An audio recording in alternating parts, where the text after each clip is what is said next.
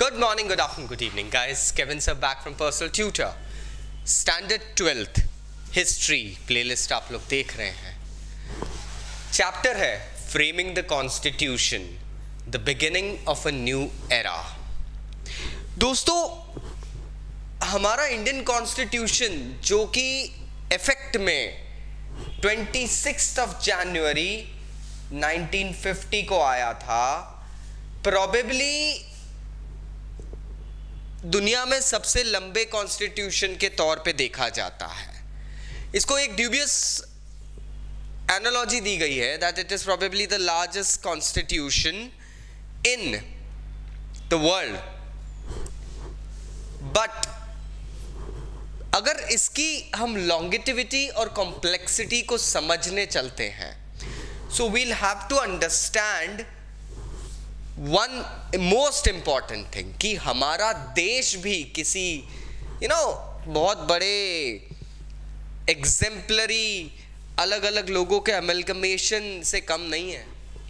नवरत्न का एक गुलदस्ता है. हमारे देश में हर 100 माइल पे एक अलग बोली मिल जाती है. हर 300 किलोमीटर पे एक नया स्टेट टकरा जाता है.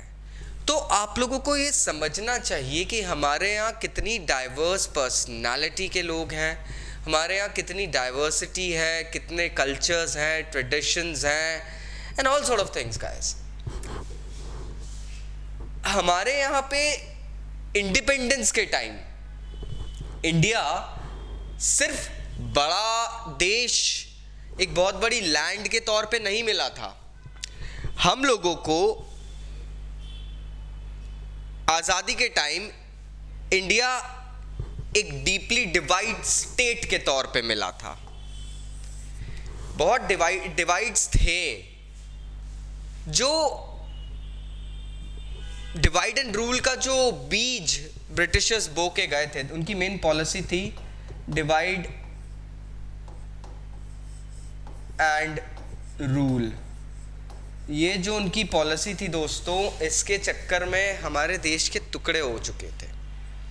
हम लोग आपस में ही दूरियां बना के बैठ गए थे. इनफैक्ट आज़ादी के टाइम जब नेशनल पॉलिटिकल लेवल पे पार्टीज का गठबंधन हो रहा था, बन रही थी, तो भी बहुत डेविएशंस चालू हो गए थे.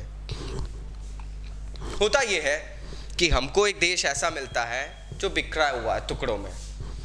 एक कॉन्स्टिट्यूशन की ज़रूरत ऐसी पड़ गई थी जो हमारे देश को कॉम्पोजिट करके रखे.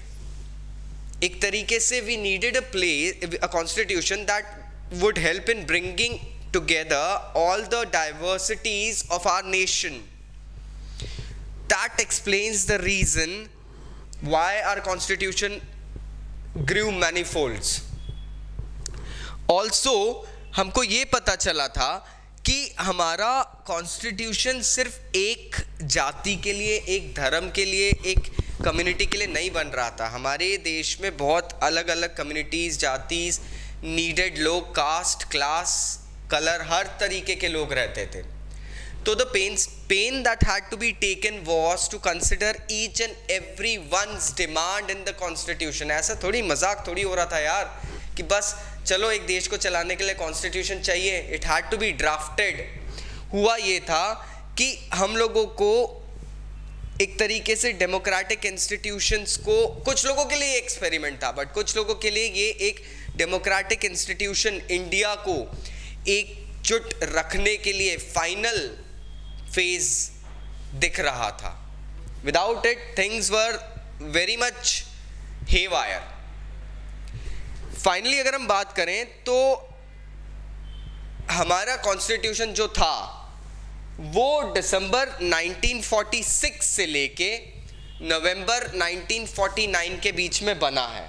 दोस्तों, अब ये 3 साल जो हम बात कर रहे हैं, दिसंबर 1946 से लेके नवंबर 1949, इस बीच में कॉन्स्टिट्यूशन बनाने में कोई it wasn't a cup of T कि बस चलो चाय गरम हुई पी गए. दोस्तों, दांत खट्टे हो गए थे. हमारे पॉलिटिशियन, जो कॉन्स्टिट्यूएंट असेंबली थी, it had to go ahead and like face so many turmoils. उस वक्त इंडिया इतने पार्ट्स में इतने फैक्शंस में डिवाइडेड था, लोगों के साइकोलॉजिकल फैक्शन थे, cultural, language, gender based, yes आएगा इस चैप्टर में आगे, जेंडर बेस्ड फैक्शंस भी थे. So we need to realise कि ये सारी चीजें फेस कर रही थी हमारी कॉन्स्टिट्यूएंट असेंबली. कॉन्स्टिट्यूएंट असेंबली जो थी हमारी, उसको बहुत सारी चीजें फेस करना पड़ी थी. एक्चुअली 11 सेशंस कंडक्ट किए गए थे, 11 सेशंस कंडक्ट किए गए थे, 165 डेज की सिटिंग्स हुई थी, डिस्कशंस हुए थे. उसके बाद में ये मतलब उस बीच में चेंजेस किए जा रहे थे, चेंजेस बताए जा रहे थे, सजेस्ट किए जा रहे थे, लेकिन ये सजेशंस कुछ पीसफुल सजेशंस नहीं होते थे दोस्तों. दी सजेशंस वर क्वाइट हॉरिफिक.